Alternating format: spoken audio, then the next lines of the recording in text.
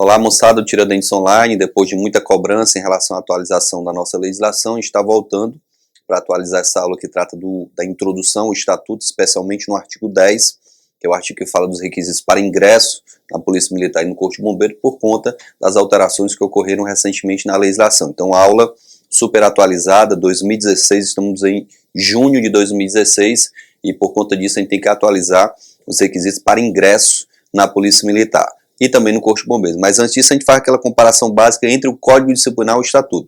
A gente sabe que o Estatuto é muito mais abrangente do que o Código Disciplinar, mas a gente precisa lembrar que o Código Disciplinar, como o próprio nome diz, ele trata da vida disciplinar do militar. Então ele não vai falar de coisa boa, vai falar das obrigações dos militares e das sanções que podem ser aplicadas a ele, caso ele venha a descumprir o que a lei determina como seu dever, como sua obrigação. Então vamos aqui fazer uma comparação.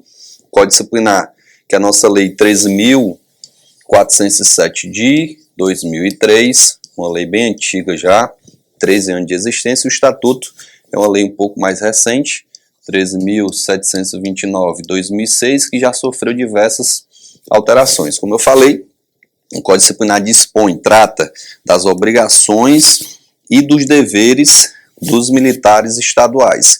Caso ele venha a descumprir uma obrigação ou um dever, logicamente será aberto um procedimento disciplinar para apurar a responsabilidade e ao final ele poderá ser sancionado, ele poderá sofrer uma sanção disciplinar. Já o Estatuto é muito mais abrangente, além de tratar também das obrigações, também dos deveres, o Estatuto vai tratar dos direitos, o artigo 52 é o melhor artigo para a gente ler, que é o artigo que fala dos direitos dos militares estaduais, vai tratar também das prerrogativas que são exclusivas ao militar estadual e também das situações dos militares estaduais. Como eu falei, Estatuto mais abrangente, é tanto que o número de artigos do Estatuto é maior do que o número de artigos do nosso Código Disciplinar, que cerca de 105 artigos, aqui mais de 200 artigos tratam da questão do Estatuto. Uma outra coisa que a gente vê é que o Estatuto também é mais abrangente quanto aos militares que vão estar sujeitos a ele, enquanto que o Código Disciplinar é aplicável somente aos militares ativos e aos militares da reserva remunerada. Nosso Estatuto é aplicado também ao militar ativo, também ao militar da reserva remunerada, mas se aplica, em alguns casos, ao militar reformado. Explicando melhor, para a gente fazer um entendimento. Quando a gente fala do Código Disciplinar, a lei fala, a lei 13.407, que essa lei é aplicável somente ao militar ativo e ao militar da reserva remunerada. A gente tem que lembrar que existem as exceções. Por exemplo, o professor aqui hoje é um militar da reserva remunerada, mas não está sujeito ao Código Disciplinar, porque no momento, em 2016, eu estou ocupando o cargo de deputado estadual. Então, como eu estou ocupando um cargo eletivo, eu já entro nas exceções. Se eu estiver falando dos militares ativos, o militar ativo que está na função de magistrado da Justiça Militar, ou seja, juiz da Justiça Militar, também está isento do Código Disciplinar. O militar ativo que ocupa um cargo não militar também está isento do Código Disciplinar. Então, são as exceções que a gente tem quanto à aplicabilidade do Código Disciplinar. Quando a gente vai para o Estatuto, como eu falei, muito mais abrangente. Além de tratar em diversas situações das obrigações, dos deveres, mas também fala dos direitos, das situações e prerrogativas, ele é aplicado não só ao militar ativo, mas também aos militares inativos. O próprio Estatuto trata do militar reformado. O que é o militar reformado? Ele vai explicar todas as peculiaridades de um militar reformado. Ele explica também o que é o militar da reserva não remunerada. Está lá no artigo 199.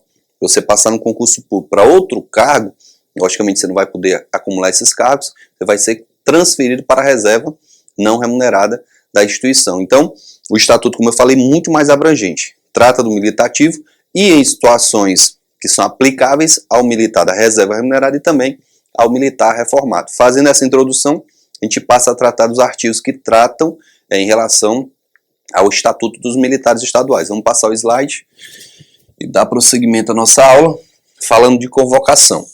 A convocação está prevista no artigo 6º, e aqui a gente já dá uma antecipada, porque a convocação ela não é tratada só no artigo 6º. Ela é tratada no artigo 6º, no 184, no 185 e 186. Decorei porque a sequência é fácil. 184, 185, 186 e o artigo 6º. São os 4 artigos que falam da convocação. Você tem que lembrar que existe a convocação na qual o militar volta se quiser, a convocação em que ele é convocado para aproveitamento dos conhecimentos técnicos especializados, quando não existir na ativa um militar habilitado a desempenhar aquela função, bem como em relação também à convocação para trabalhar no batalhão patrimonial que está previsto lá no artigo 186. Então essa convocação ou designação, porque a lei usa os dois verbos, designação ou convocação, essas situações o militar não é obrigado a voltar. Ela acontece mediante aceitação voluntária do militar. Muito embora o termo seja convocação, ela ocorre mediante aceitação voluntária do militar. Temos uma situação em que o militar, sim, é obrigado a retornar. Quando ele é convocado em estado de guerra, estado de sítio, mobilização da tropa, calamidade pública, numa situação qualquer de emergência, o militar não vai ter como dizer não, ele vai ser obrigado a retornar. Então, quando a gente fala de convocação, a primeira coisa que a gente tem que saber, quais são os tipos de convocação. Quais são, professor?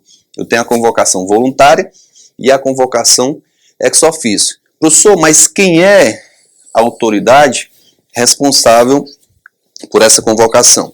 A lei determina que o responsável pela convocação é o governador do estado. Só que essa convocação gera uma reversão.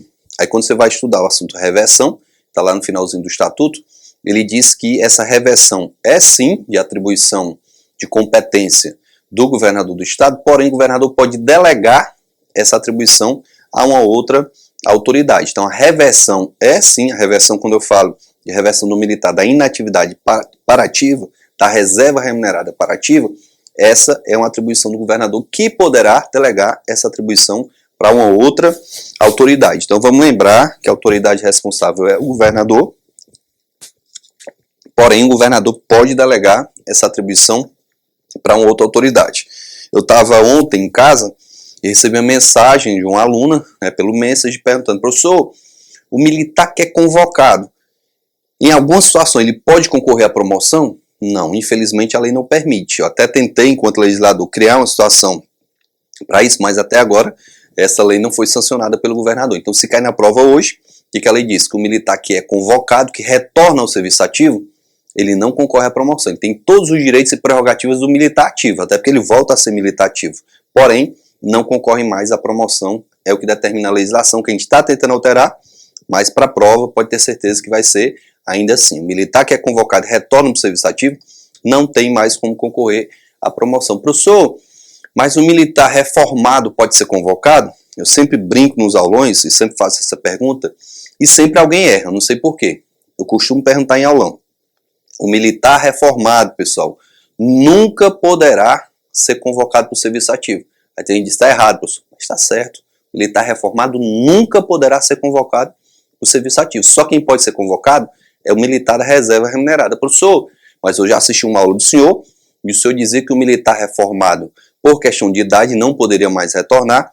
O militar reformado por punição disciplinar não poderia retornar, mas o militar que foi reformado por problema de saúde, nos 2 primeiros anos, se ele for avaliado por uma junta superior de saúde, ele poderia retornar. Você tem razão, tem razão. O problema é que isso não é convocação. Ele volta, mas não é mediante convocação. Perceba que não foi o governador que chamou, ninguém convocou. Uma junta superior de saúde que disse que a junta inferior, a junta que tinha mandado aposentar ele por problema de saúde, estava equivocada. Ele não estava doente para ser reformado. Então veja que é diferente da convocação. Então convocação, ela é exclusividade do militar da reserva remunerada. Só o militar da reserva remunerada pode ser convocado.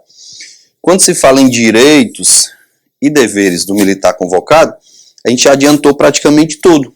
O militar convocado, como ele volta a ser militar ativo, ele vai ter todos os deveres que o militar ativo tem.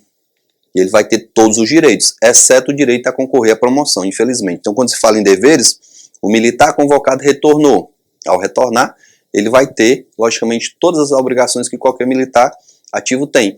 Quando ele volta também, ele vai ter todos os direitos, exceto, repito, o direito a concorrer à promoção. Então, quando se fala em direitos, todos, exceto a promoção, deveres, todos os deveres vão existir. Professor, tem mais algum direito, alguma vantagem esse militar que retorna do serviço da reserva remunerada para o serviço ativo?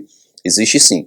A lei diz que se o militar é convocado mediante aceitação voluntária, o tempo que ele passou na reserva remunerada, olha como é confuso, o tempo que ele passou lá vai contar para efeito de contribuição. Isso somente no caso da convocação mediante aceitação voluntária. Se for a convocação ex officio, obrigatória, compulsória, aquela que ele tem que vir, ele não vai ter essa vantagem. Então, se você estiver lá na sua casa, na reserva, de repente você só tinha 15 anos de contribuição, estava recebendo somente a metade do salário, e foi convocado a retornar para o serviço ativo, e você estava há 5 anos na reserva, vai contar os 15, os 5 que você passou lá, e mais o tempo que você passar na ativa novamente para efeito da nova aposentadoria, o novo cálculo do valor do seu salário. Ok? Todo mundo entendeu? Então vamos passar adiante. Já falamos aí da comparação do Código Disciplinar com o Estatuto. Falamos de convocação, vamos agora para o artigo 10.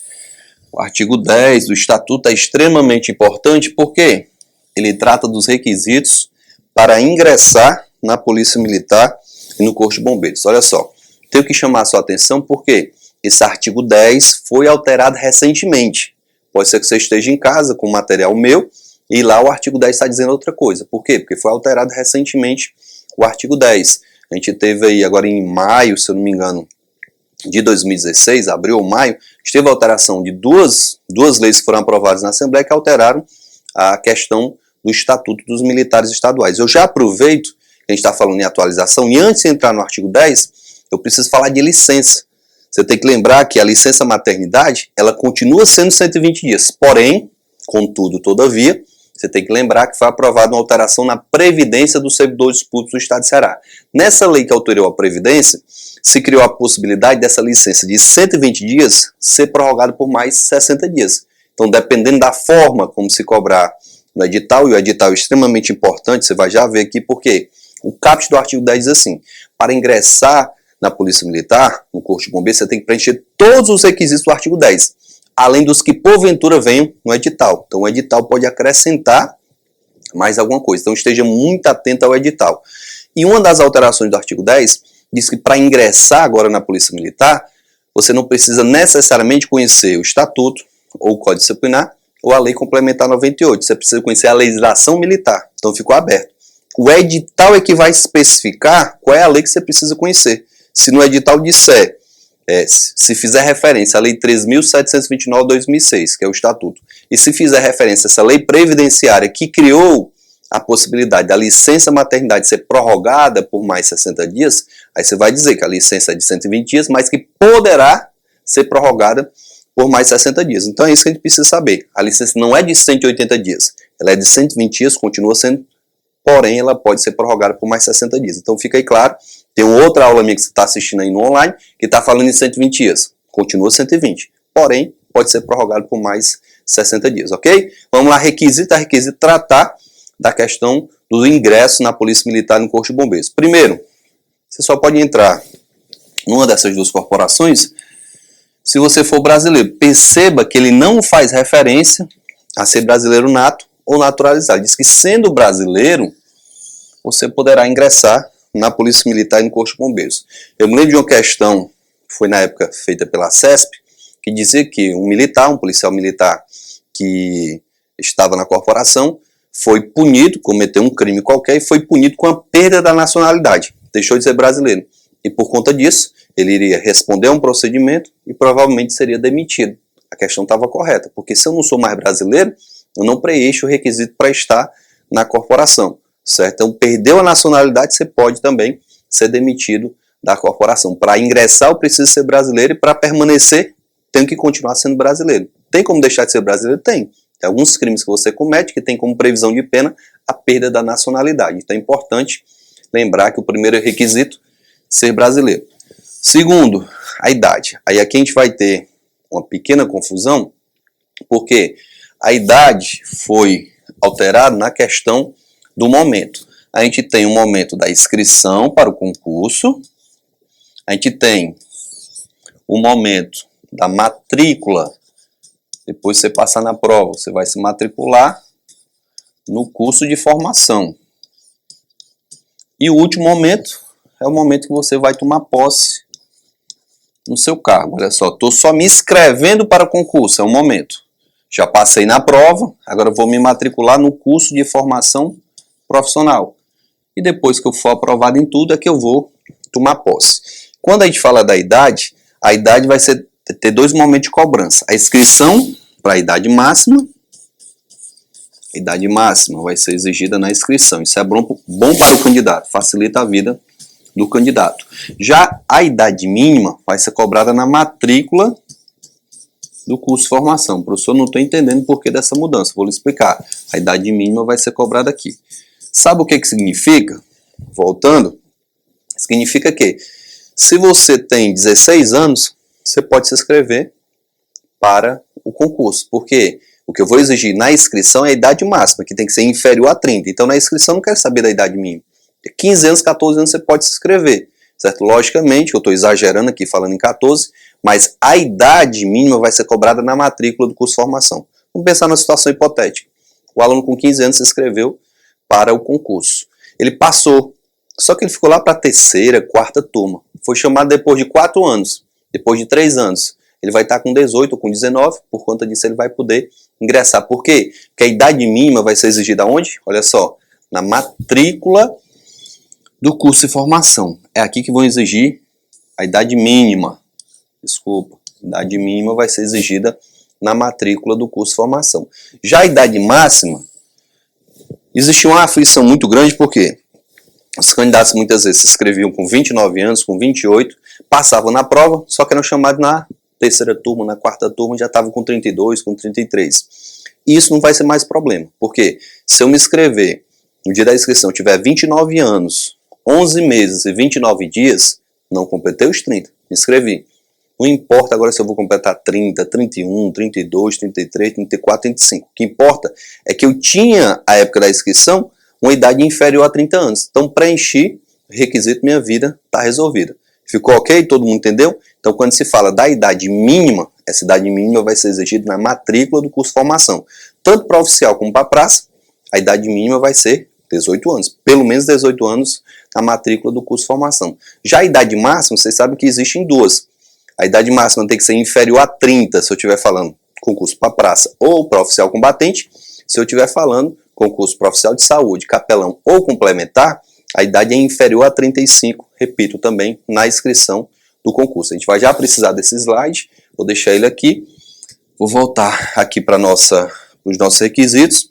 Ficou claro aqui o primeiro item, o segundo item também foi explicado. Terceiro item, terceira condição, terceiro requisito. Para ingressar na Polícia Militar no Corpo de Bombeiros, o militar precisa ter honorabilidade. O candidato precisa ter honorabilidade compatível com a situação de futuro militar estadual, tendo para tanto boa reputação social, e vem a parte mais importante. Olha só, não estando respondendo a processo criminal, nem indiciado em inquérito policial. Professor, agora eu fiquei preocupado.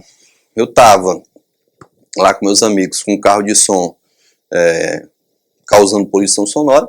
A polícia foi ao local, me conduziu à delegacia e eu estou respondendo ao inquérito. Você já foi indiciado nesse inquérito? O delegado concluiu, lhe indiciou? Se tiver indiciado, infelizmente, você não vai poder ingressar.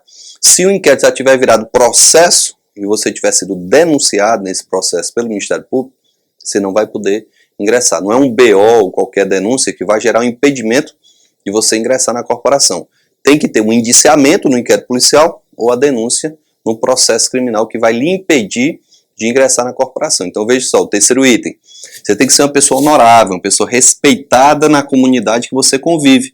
É tanto que você vai ter que entregar um atestado de honorabilidade. É um documento que é confeccionado por uma autoridade dizendo que você é uma boa pessoa e tem boa reputação social. Mas além desse documento, eu não posso estar respondendo a processo criminal, nem tampouco indiciado em inquérito policial. Se tiver algum desses problemas, não poderei ingressar. Por quê? Porque os requisitos são cumulativos. Se você deixar de preencher um dos requisitos, deixou de preencher, não pode entrar. Professor, eu preenchi 14 pré-requisitos, foi só um. Não pode entrar. Professor, eu sou homem, tenho 1,60 m, mas eu preenchi todos os demais requisitos. Deixou de preencher um, infelizmente não vai poder ingressar. Eu sou mulher, professor, tenho 1,55 m, preenchi todos os demais requisitos. Infelizmente a lei diz que você tem que preencher cumulativamente todos os requisitos. Vamos lá. Quarto requisito, quarta exigência, não ser nem ter sido condenado, olha só, aqui já é mais grave, condenado judicialmente por prática criminosa. A diferença do 3 para o 4 é porque no 3 eu estava só respondendo a um processo, não tinha sido ainda condenado. Ou então eu estava indiciado. Aqui não, pessoal, aqui não tem desculpa. Você cometeu um crime e foi condenado judicialmente por esse crime. Logicamente que do item 3 cabia até você entrar com ação na justiça. Ora, você foi só acusado, foi indiciado, você estava respondendo a um processo, você pode ser absolvido ao final. Quem é aluno de direito sabe que existe um princípio da presunção da inocência. Mas o item 4, o requisito 4, você já foi condenado, companheiro. Infelizmente você não vai poder ingressar porque você cometeu um crime, você não tem boa reputação e a lei lhe proíbe de ingressar na Polícia Militar ou no Corpo de Bombeiros. Quinta exigência, muito simples, eu tenho que estar quites, tenho que estar regular com as minhas obrigações eleitorais e militares. Vixe, professor, minha casa caiu. Não votei na última eleição. Se você não votou, ainda há tempo para você resolver. Você vai procurar o cartório eleitoral, vai pagar uma multa caríssima, quase R$ 3,50. A mixaria pagou a multa, resolveu o seu problema. Não pode deixar para a última hora. Procure logo o cartório eleitoral, se situação eleitoral não tiver kit. Segundo, professor, estou com 20 anos e nunca me apresentei na junta militar da minha cidade. Pois procure a junta, você vai pagar uma multa também extremamente cara, quase R$ 4,00, vai ficar liso, pagou a multa, resolveu seu problema. Repito, você não pode deixar para a última hora para tentar resolver esse problema. Vamos lá seguir para a quinta exigência, quinto requisito, não ter sido isentado do serviço militar por incapacidade definitiva. Professor, eu fui me apresentar lá no Exército quando completei meus 18 anos e eu cheguei lá e não queria servir, professor. Eu cheguei logo com a mão na coluna, me apresentei para o médico cheio de problema, com a dor medonha, o médico viu logo e disse, não, você não tem condição de ser militar, você não tem saúde para isso, você está definitivamente capaz. Pronto. Você inviabilizou sua entrada no Exército, você não queria prestar o serviço, mas também inviabilizou a entrada na Polícia Militar ou no Corpo de Bombeiros. Professor, eu fui dispensado por excesso contingente. Não tem problema. O que não pode é você ter sido dispensado por uma incapacidade definitiva. Pode até ser que você está com uma doença temporária e por conta disso você não prestou o serviço militar. O que não pode é a incapacidade definitiva. E se você está incapaz para o Exército, está incapaz para a Polícia Militar e o Corpo de Bombeiros, ok? Escolaridade. Muito simples, a gente tem que lembrar que existe o concurso para praça e o concurso para oficial. Olha só o que está diferente agora na lei, a gente precisa se atualizar. A exigência da escolaridade deixou de ser na matrícula do curso de formação, passou a ser aonde? A posse. Então a escolaridade vai ser exigida na posse. Como assim, professor? Sabe o que significa? Que se você estiver no segundo ano do ensino médio, no primeiro ano do ensino médio, você pode fazer o concurso, sem problema. Agora, você tem que terminar o ensino médio na data da posse. Então, durante o curso de formação, eu vou lá, faço um supletivo, eu faço um EJA, eu faço alguma coisa para concluir o ensino médio, professor, antes da posse. Se você tiver com o ensino médio na data da posse, seu problema está resolvido, você vai poder ingressar sem qualquer problema, ok? Então, a escolaridade agora é exigida na data da posse, não mais na matrícula do curso de formação. Oitavo requisito, não ter sido licenciado de corporação militar ou das Forças Armadas um comportamento inferior ao bom. Professor, eu prestei serviço militar na Marinha, no Exército Aeronáutico, então era policial militar em outro estado, era bombeiro militar em outro estado, mas eu fui licenciado, saí de lá no comportamento mau. Infelizmente, você não vai poder entrar aqui. Saí no regular, professor, infelizmente não vai poder ingressar aqui. Professor, saí no bom, tranquilo. Bom, no ótimo, no excelente, do bom para cima, sua situação está resolvida. Não pode você ter saído de uma instituição militar no comportamento inferior ao bom. Se isso ocorrer, você inviabiliza seu ingresso na Polícia Militar e no Corpo de Bombeiros. Nono requisito, nona exigência, não ter sido, olha só os termos, demitido, excluído, licenciado ex officio, independente da sua idade, a bem da disciplina, como forma de punição, a bem do serviço público ou por decisão judicial de qualquer órgão público, da administração direta ou indireta, de corporação militar ou das Forças Armadas. O negócio agora complicou, porque ele generalizou. O que ele está dizendo?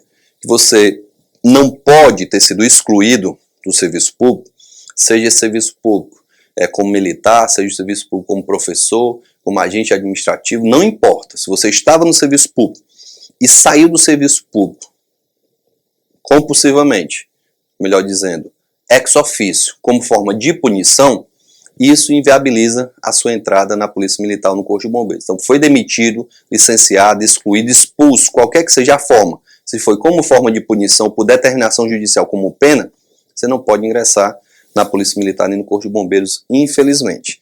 Vamos lá para o 10º item, eu já falei. A mulherada tem que ter pelo menos 1,57 m. E o macharal, os homens precisam ter pelo menos 1,62 m. Professor, menos que isso. Não adianta, é besteira. Ah, professor, eu conheço uma técnica que estica 1 cm, 2 cm. Aí cabe a quem está lhe ensinando essa técnica e ajudar a ter a altura na data lá do exame, ter a altura mínima exigida. A mulherada precisa no mínimo 1,57 m e o macharal no mínimo 1,62 m. Vamos lá? Gravidez. Logicamente, quem está falando somente das mulheres, a mulher não poderá se apresentar grávida durante o curso de formação. Ela chega lá para fazer o curso de formação profissional grávida, então durante o curso ela engravidou. Isso vai inviabilizar a participação da mulher nos exercícios físicos durante o curso de formação. Então, por conta disso, a gravidez não será permitida durante o curso de formação profissional e quem se apresentar grávida vai estar eliminada. Pode até questionar na justiça, mas vai ser eliminada. 12º requisito, ter conhecimento da legislação militar, olha só, conforme o edital. É o que eu já tinha falado agora há pouco para vocês. Hoje, eu não sei qual é a lei que vai cair no concurso de vocês. Pode cair só o Código Disciplinar, pode cair só o Estatuto, pode cair só a Lei 98, a Lei Complementar 98, que é da Controladoria, pode cair a Lei 15.797, que é a Lei de Promoções, ou qualquer outra legislação militar. E quem que vai dizer, professor, qual é a lei? Quem vai dizer para você é o edital do concurso. É tanto que eu citei, se cair a Lei da Previdência em relação à licença maternidade, você tem que lembrar que a licença é de 120 dias, podendo ser prorrogada por mais 60 dias. Ok? Vamos lá, continuar os pré-requisitos, a gente já está concluindo. 13º, ter obtido a aprovação em todas as fases do concurso público, que constará de 3 etapas. Vem a prova, exame intelectual, título, quando for o caso, nem sempre tem. Segundo, exame médico, odontológico, biométrico e toxicológico. Todos, vejam só, de caráter eliminatório. Professor, eu tive um problema no toxicológico, vai ser eliminado. Não, professor, o toxicológico foi ok. Aí no biométrico, eu tive um problema, vai cair. No médico odontológico, professor, e quais são as doenças que eu não posso ter? O edital é que vai estabelecer os problemas que você não vai poder ter. Por fim, para tomar posse, você precisa ser aprovado no curso de formação profissional. Esse curso de formação profissional, além de uma prova no final, tem avaliação psicológica, de capacidade física e também a investigação social. Qualquer dos 3 aqui poderá lhe eliminar. Havia uma dúvida muito grande em relação ao provão, mas a alteração que foi feita no artigo 10 diz que realmente será aplicada uma prova para avaliar se você adquiriu os conhecimentos necessários para concluir o curso de formação. Está previsto em lei, dificilmente você vai conseguir reverter isso na justiça, ok? 14ª e penúltima, atender a outras condições previstas nesta lei, que tratam de ingresso específico conforme cada quadro ou qualificação. Olha só, quando ele fala outras aqui, ele está falando de outras condições previstas na própria lei. Digamos que eu estou falando do quadro de oficiais de saúde. A lei determina para ser oficial de saúde, eu tenho que ser formado em medicina ou em farmácia ou odontologia. Pronto. É uma condição específica para aquele quadro de saúde. Não, eu quero ingressar como oficial capelão. Aí você tem que ter um curso de teologia. É específico também para aquele quadro. Então existem regras específicas para alguns quadros que devem ser preenchidas também como requisito de ingresso. Último requisito, para a gente concluir nossa aula, também foi alterado recentemente, olha só, ser portador de carteira nacional de habilitação classificada no mínimo na categoria B, na data da matrícula do curso de formação profissional. Duas coisas que a gente vai observar. Primeiro, essa data. E segundo, quando ele fala carteira nacional de habilitação. Alguns candidatos por aí estão arrancando os cabelos, dizendo, professor, não vou poder fazer o concurso, porque eu tenho apenas a PPD, eu não tenho a CNH. Não é problema. Para efeito de exigência para concurso, a PPD é como se fosse a CNH. A não ser que ele dissesse, habilitada há mais de um ano. Aí você tinha que ter realmente mais de um ano de habilitação. Então, quem tiver a PPD ou a CNH, no mínimo na categoria B, já preenche o requisito para ingressar na Polícia Militar ou no Corpo de Bombeiros. Então, moçada, atualizamos essa aula, desejar boa sorte, estamos na espera aí do edital para que vocês possam aí comemorar a aprovação junto com o Tiradentes Online. Até a próxima, se Deus quiser.